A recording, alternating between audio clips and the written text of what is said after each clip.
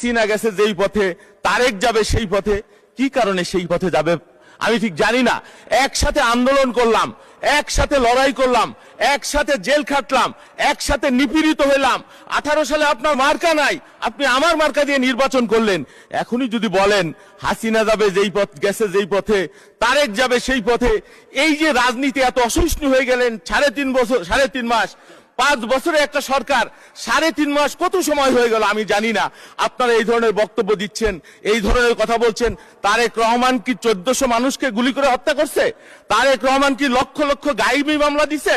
তারেক রহমান কি গুলি করে সাউন্ড গ্রেনেড দিয়ে রাজনৈতিক দলের সমাবেশ নিশ্চিহ্ন করে দিছে? তারেক রহমান কি হাজার হাজার গুম করছে?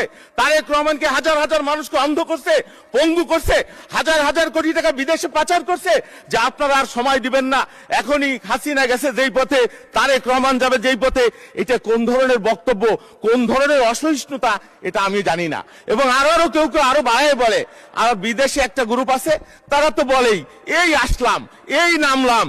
আরে ভাই, 17 বছর যুদ্ধ করেছি, লড়াই করেছি, এইসব ফেসবুকের আলাপ, ইউটিউবের আলাপ, এইগুলো দিয়ে মানুষকে বিভ্রান্ত করা যায়?